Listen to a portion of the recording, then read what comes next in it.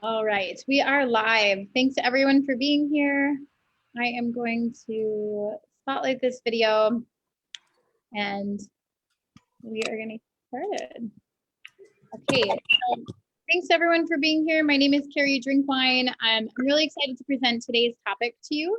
And we were supposed to be live with Jessica Mayer today, who is an addiction therapist and nurse, but she is not feeling well. So we are going to come on again when she is feeling well and go deeper on this topic. But for today, I'll be breaking it down with all of the science that I know from the regenerative health side of things. So I think you're going to have a good experience regardless. Let me get a couple people out of the waiting room here. There we go. And we are live. All right. So today we're going to be talking about the connection between addiction, mental health, things like anxiety, depression, substance abuse, alcohol use, all of these things that really encapsulate so many people's lives on a daily basis. And so if this is something that you struggle with, know that it's not a lack of self-control. It's not a lack of like wanting good things for yourself. There's an actual imbalance in your body. And so today I'm excited to break that down and to help give you solutions as to how to heal this. So I'll be as simple as possible with the science, but basically in individuals, your gut is comprised of about 500 million neurons. So the nickname of your gut is actually your second brain, but I think it's honestly like it's more your first brain because this is the primary foundation of everything that exists in your body. It's been associated with the gastrointestinal tract because it can function fully independently from the brain. So the entire neuron system can function all by itself without the brain at all. So it's the only area in the body that has like a two-way communication center. And it communicates through parasympathetic fibers of the vagus nerve and sympathetic fibers. And the preverbal is called ganglia. So we have this two-way pathway, and this is all in the gut biome, parasympathetic fibers and sympathetic fibers and the vagus nerve. So the vagus nerve is what's responsible in your body for you being able to be in fight or flight, or for you to be in rest and digest. And these signals are actually coming from your gut. So this stream is called the gut-brain axis. And it explains why people have, gut feelings, or like you can get butterflies in your stomach based on emotions, or you have those intuitive feelings. And this is actually a gut reaction in the stomach due to a mental or emotional state. So it's always good to listen to your intuition, but it's interesting that there's actually some science behind this. So the gut-brain axis is regulated by your neurotransmitters. Your neurotransmitters, your hormones, your immune system, and your cytokines and different organisms all make up the gut. That's about 500 million neurons. So the enteric nervous system, so we have parasympathetic, sympathetic, and enteric. And the enteric nervous system actually contributes to most of what's going on in the body in your digestive state. And this system is comprised of 30 different neurotransmitters. So the bacteria in the gut provides basically the 500 million neurons that we have and the 30 different neurotransmitters that are happening here is such an essential piece of understanding it. Oops, sorry, somebody else is in the waiting room of how you're feeling in your body. So to break it down more simply, it is essential that you have a healthy gut bacteria. And your healthy gut bacteria, our body is trillions of cells and two fluids, blood and lymph, but we're 10 times more bacteria than we are cells. And the major part of this hub is actually in your gut biome. It's actually all the neurotransmitters are being communicated with by the gut bacteria. Now, in addition to the gut bacteria, it has many important roles. So we have the production of immune cells, right? So 80% of our immune cells are produced by our gut bacteria. It is responsible for 90% of your serotonin production. It is also responsible for up to 70% of your dopamine production. Some people, they see about 50, but it's up to 70% of dopamine production. Now, these are essential hormones that help you feel joy, make you feel happy in your body. So I'm going to ask just everybody to mute really quick. There we go. I got it. So yeah, so if you're not feeling joy in your body, or you're struggling with like feeling depression, feeling anxiety, feeling, like you kind of crave stimulation in your body, this is actually a sign that your gut biome is down, because not only is the bacteria responsible for providing the dopamine and the serotonin or making it, but it's also responsible for the breakdown of your food through the peptide stages. So when we have a lack of, sorry, I'm getting distracted by all the people coming in here.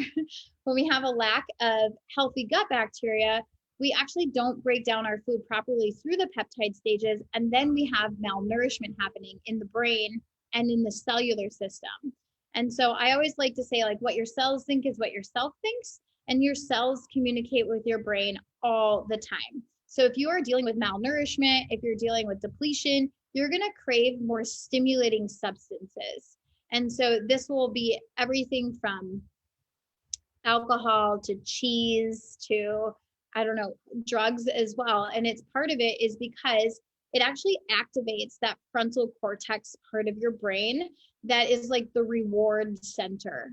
So when we're dealing with the frontal cortex activation, there's a reward center where your body will actually produce excess levels of dopamine, or it's called activating your opioid receptors. So for example, cheese activates your opioid receptors. It's basically like a drug to your body.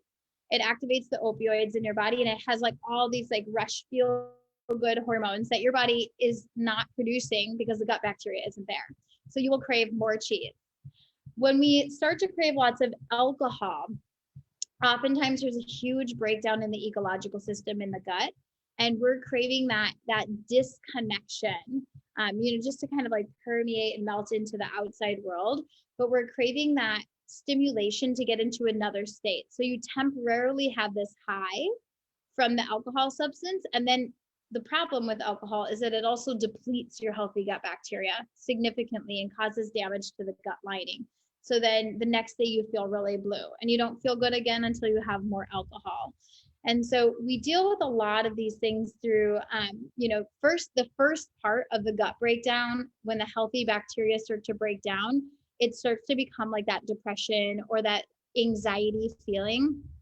And then a lot of times this will step us into more of an addictive pattern, whether it's with food or alcohol or substances, because we're trying to alleviate how we feel right now.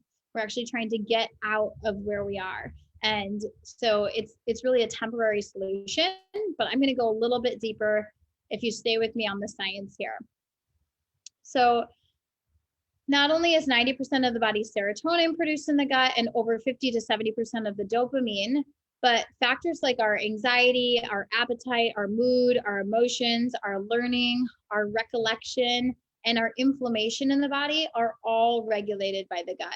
So these are all factors that play a role in our addiction and the susceptibility that we have to mental health. So we have to look at external factors that have different triggers and different stressors. And when we have inflammation in the gut, this is when we will have one of the largest symptoms of anxiety or depression or mental illness disorders. So one of the things that I like to focus on is like the inflammatory gut protein. This is something you can get tested if you're being seen for anxiety or depression. Ask your doctor to run a C-reactive protein test to see if your gut protein is inflamed. And if it is, it most likely is. If you're dealing with mental health issues, you're dealing with gut health issues. Really, it is the brain of the body. And I think I've made that clear, but this is a good test that you can actually say like, oh, I have something visible that my C-reactive protein is high. Now, try not to go too overboard, but the lymphatic system's job is to keep everything out of the blood system. So if you aren't seeing it yet on your blood test, it doesn't mean it doesn't exist.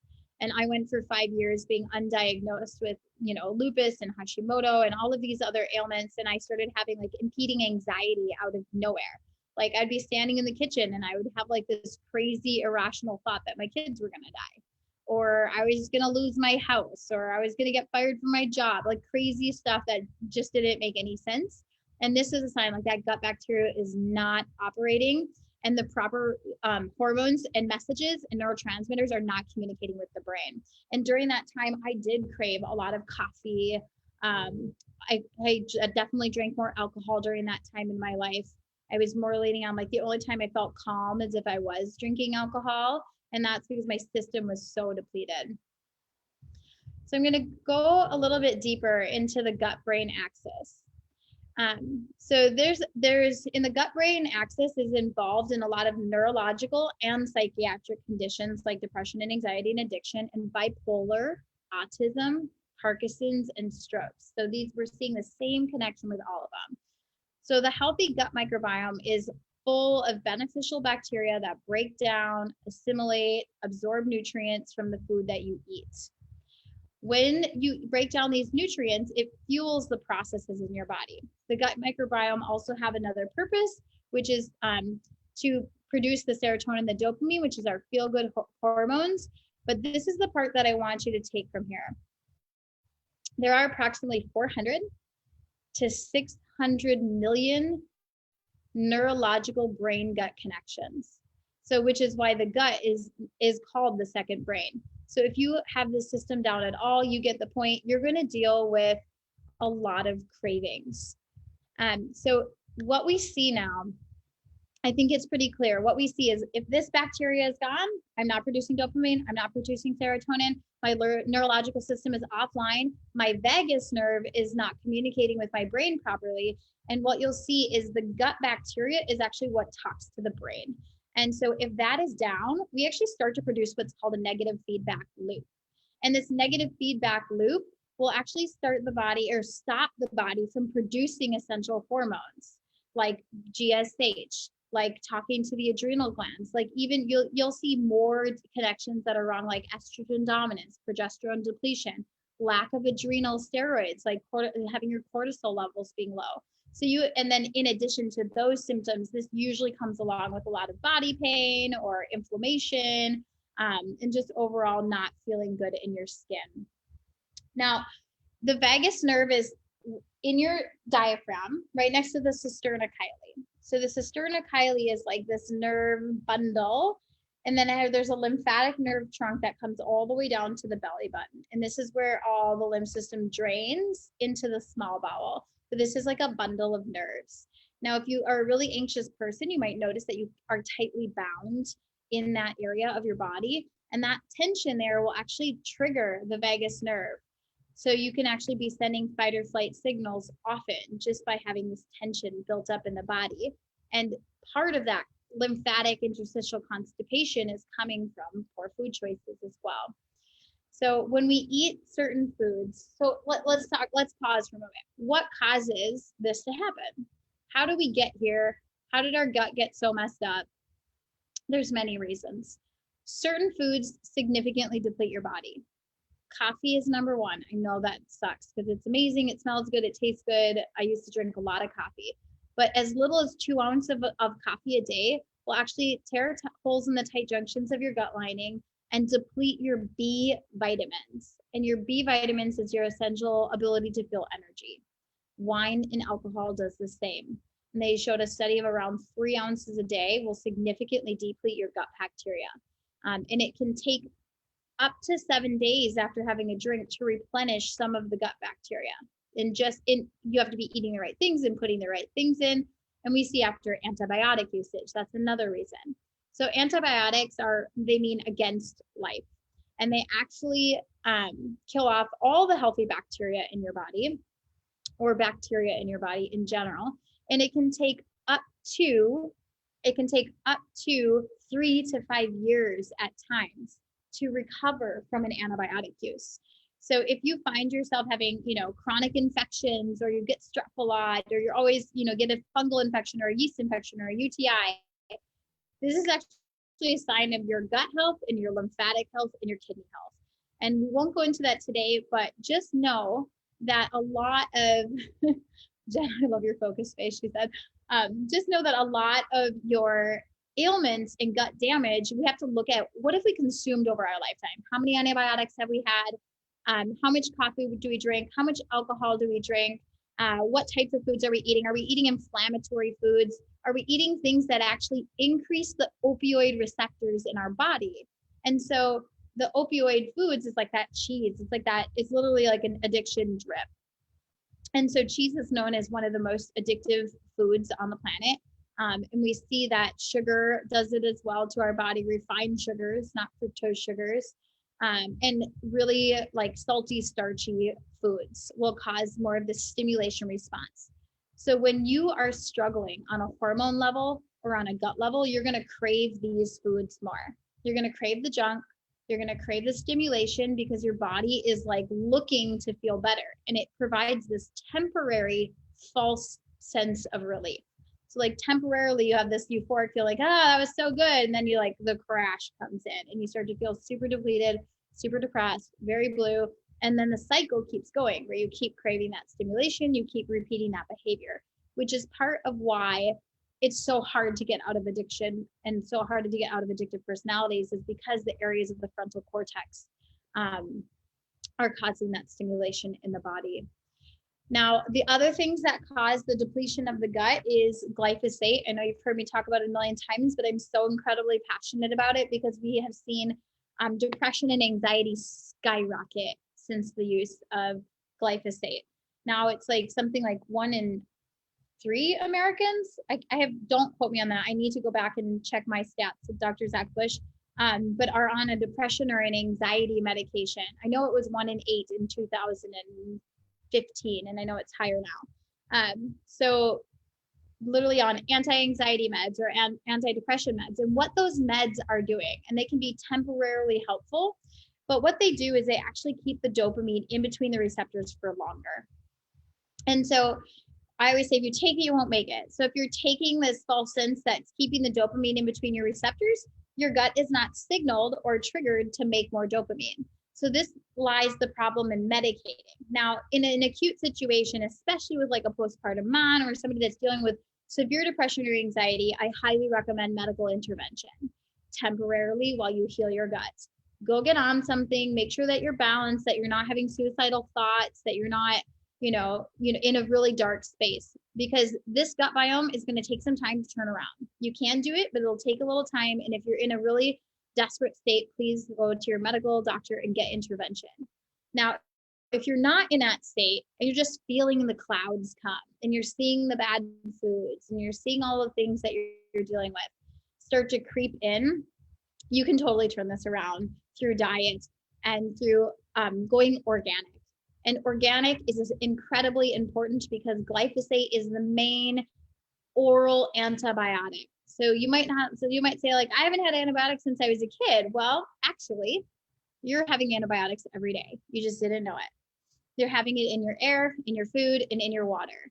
And antibiotic, again, means against life, and it's killing the essential microbiome that exists in the gut.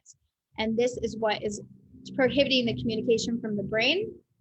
Not only does it kill off that bacteria, but it also causes leaking in the gut biome. So it causes the tight junctions to break. And then we have this permeable membrane. So we have leaking in the gut, leaking in the spleen, leaking in the kidney. And this affects the brain as well. So our body actually will start to go into a fight or flight state when there's this level of damage throughout the body. So you'll be feeling random bouts of anxiety. It can be completely non-situational. It can be like you're driving your car and all of a sudden you have an anxiety attack. You're standing in your kitchen, you have an anxiety attack. And this is the gut injury. And certain foods will flood the body with histamine and create an inflammatory response because the inflammatory food that you just consumed leaked right into your immune system, aka your lymphatic system, and your entire body went into a disarray of panic, anxiety, impending doom, depression. So this is really deeply connected to the level of health and bacteria in our gut. I want to go to a couple of my solutions here in just a moment. And so I can't emphasize enough, like having solutions to get glyphosate out of your body is essential, but also eating the right foods that are going to actually help your dopamine production. So there are foods that are whole foods that actually help this. So remember, when you're in that substance abuse state, you're in a state that is producing euphoric feelings that are triggered by large amounts of dopamine in certain regions of the brain. And so the addiction to substance will occur when these circuits are depending on this stimulus. So that's why the importance of like healing the gut is, because if your gut is not producing it and your body has become dependent on a substance to trigger the neurotransmitters to activate this part of your frontal cortex, you will continuously struggle with addiction over and over and over.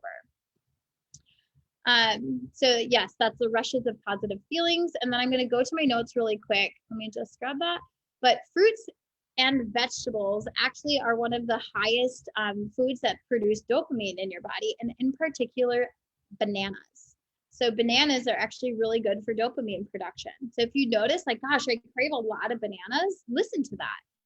So I love really getting in tune with our body, listening to the healthy things that you are craving and seeing what that means.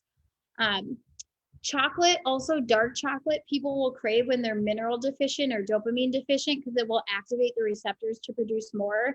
This is a sign that you're in a depleted state.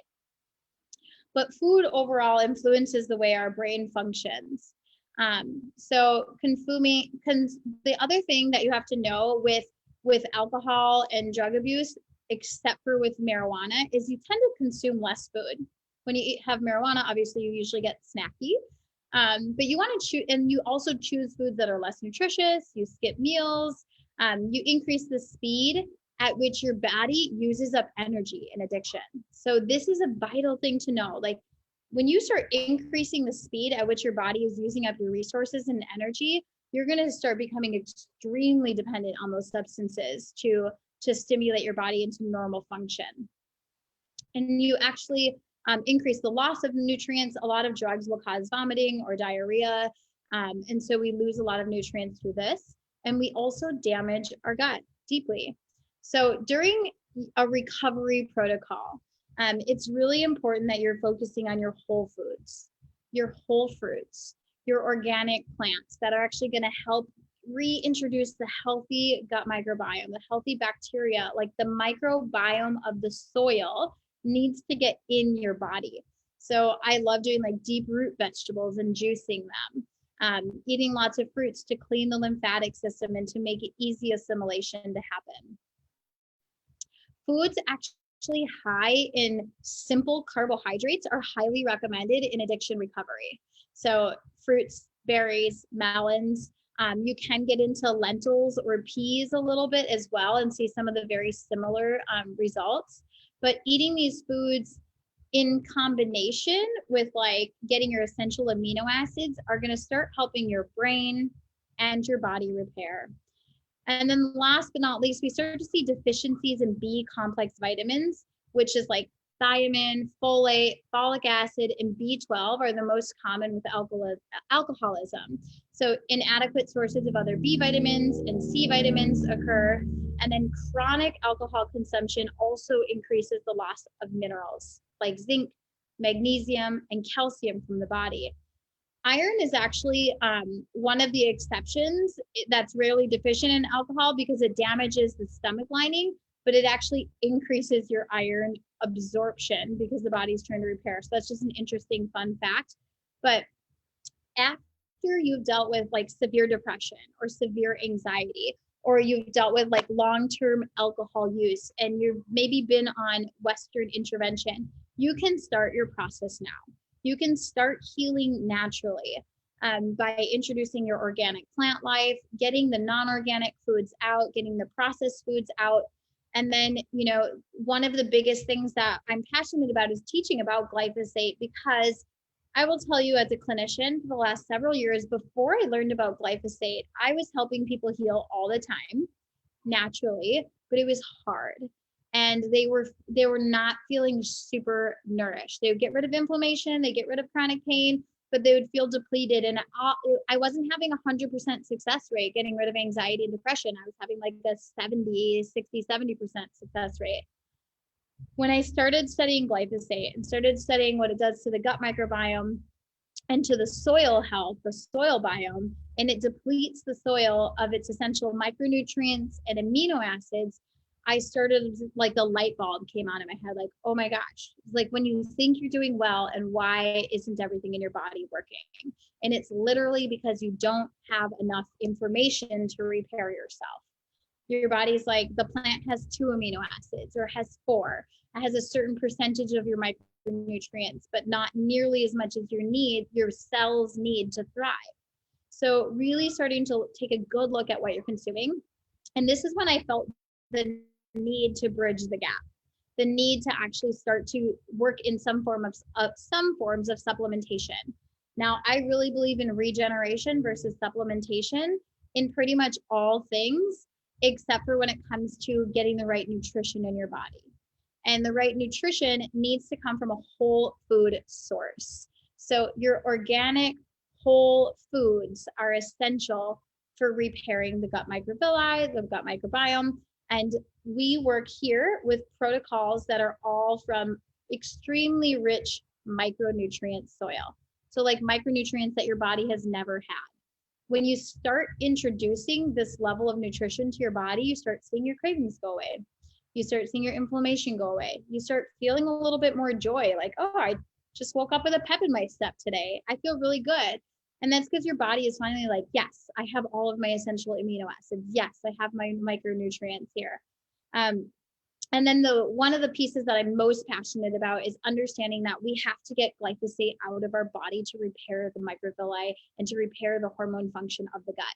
So when we actually remove glyphosate, we remove the chemical pesticides, we get the excess fungus and candida and parasites out, we start to see everything come into harmony again, from not only hormone production, but nutrient assimilation, nutrient absorption.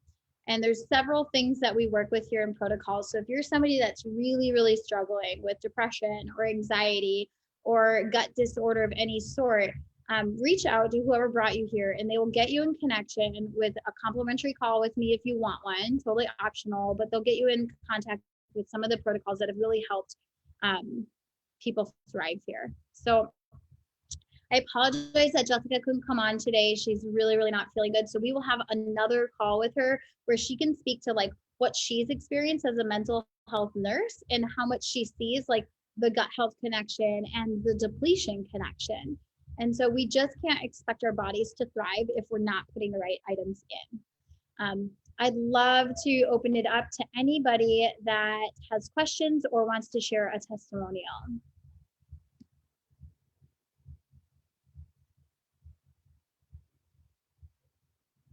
No one?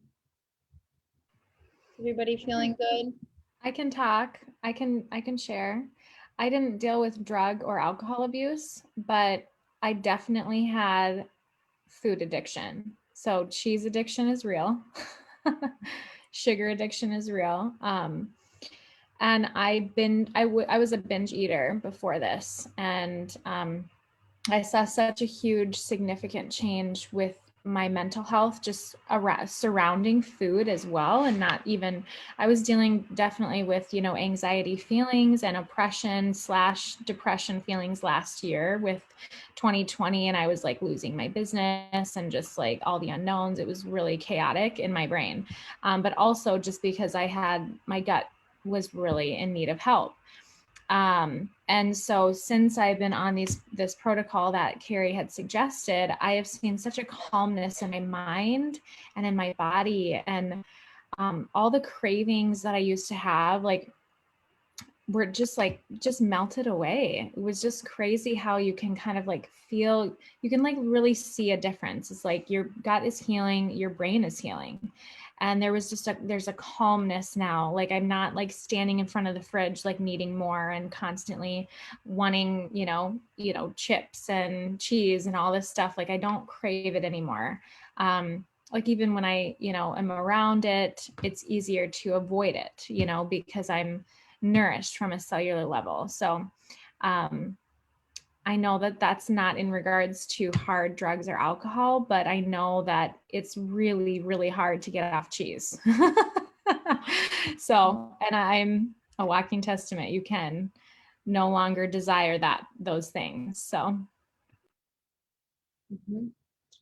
Yeah, and I want to make one more note. Dr. Zach Bush talks about this a lot, and I highly recommend following him if you don't. And he has an incredible ion biome gut health product that I work with in the clinic, and that I highly recommend. Order it, go to his website, get it in your body.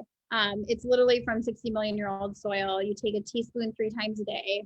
One bottle will last you 2 months, but it starts to repair the tight junctions in the gut lining. And one of the last course that I took with him, he talked about, when we crave alcohol too, it's like we're craving literally because it breaks your tight junctions, and it just kind of like melts you into the outside world, and it like you start to lose that sense of self identity. And it sounds really weird and really extreme, but this is what they've seen through the research, is this disassociation in the brain, like that part of the brain, the hippocampus and the frontal cortex, that really define like your self identity and who you are, and that feeling of like strength and boundaries start to dissipate. Like that part of the brain's not activated, and so we start to crave this alcohol constantly because we start to disassociate from our real identity, our real self. So there's a lot of connection here. It's really fascinating to see like how much of the neurological system is, well, basically all of the neurological system is in your gut. So it is essential. What are you asking? Oh, Ion Biome is the product, Megan. It is Ion Biome Gut Health. Yeah, it used to be called Restore. So even if you look up Restore if you go to Amazon, you'll find it there, or Ion Biome. And it's got to be made by Dr. Zach Bush. So that's the one. I wouldn't go with any other one than that. And what I love about it is like his pre-probiotic is coming from soil. It's not being fed with sugar. It's not being encapsulated. It's not isolating certain strands of bacteria. So you have 6 or 7 strands being overpopulated in your body, because we're supposed to have multi-millions of bacteria in our gut. And that is how we have our brain function. So when we start reintroducing the intelligence of the microbiome from the soil and into the body, you're going to start to see your brain come back online. Now, I'm going to be really clear. You get what you put in. So if you're looking for total regeneration of your body, we recommend coming in and doing one of our 30-day protocols, doing maybe 2 in a row, supporting the adrenal glands and the nervous system if you're really dealing with anxiety and depression, and cutting the coffee out, cutting the alcohol out. Like you have to get rid of the inhibitor in order to heal the body. Like, and it's temporary. Once you heal, yes, you can have a glass of wine here and there, and it's not going to wipe out your whole system and cause depression and anxiety. It's all about balance. But we've gotten too far to the other side when we're dealing with depression and anxiety. The adrenal gland is no longer functioning properly. The gut biome is completely offline. The frontal cortex and the hippocampus are really struggling. So we really need to start repairing the microvilli and replenishing the body at the foundational level. So give yourself 30, 60, 90 days. 90 days is my favorite because we start to see the cell system turn over, but give yourself that much time to really nourish, repair, replenish, and then just watch your body. Like I notice if I have a glass of wine, the next day I do feel a little blue. Like I'm not waking up like, yeah, let's go, right? I feel like that little bit of that cloud, it goes away really quickly because I eat so well. But definitely is not ideal. And so if you're really looking to heal and you're looking to get rid of addiction, the only way to it is through it. And I always say that. So you just kind of have to go through it and start increasing your dopamine foods. So really focus on your fruits, really focus on your bananas, really focus on your micronutrients and get those herbs in there, and then sleep, sleep, sleep, sleep. Because not being asleep between the hours of 9 and midnight, your endocrine system cannot regulate itself properly. So that's one of the most essential things I find is not getting the proper endocrine sleep or the hormone sleep. So we have hormone sleep, and then we have muscle repair sleep, and then we have liver recovery sleep. And they happen in different times of the night. 9 to midnight is where you're processing somatic emotional experiences, where you are processing memory and information. And it's also where your body is actually producing GSH, and your body is producing leptin to like satiate your body and create satiating hormones. And it's also where like your thyroid stimulating hormones and all the things that regulate your endocrine system to feel good are actually being produced and repairing. So get to bed earlier, at least by 10. If you can go to bed by 10, that would be amazing. 9 is even better, but those hours between 10 and midnight are gold. So get that first chunk of sleep in, and then try to sleep till at least 5 in the morning so you get that liver repair sleep as well. Often if you're dealing with gut injury, you're also dealing with a fatty liver condition and an overtaxed liver. And so the liver hour is really important. We see it happen at 4 in the morning until about 5 or 3 to 5, somewhere in there. We also see it at 1 to 3 in the afternoon. So there's essential times of day where I would be resting or not consuming high fats. So I hope that's helpful. That we're a little bit over on time, but I'd love to answer any questions if anybody has any.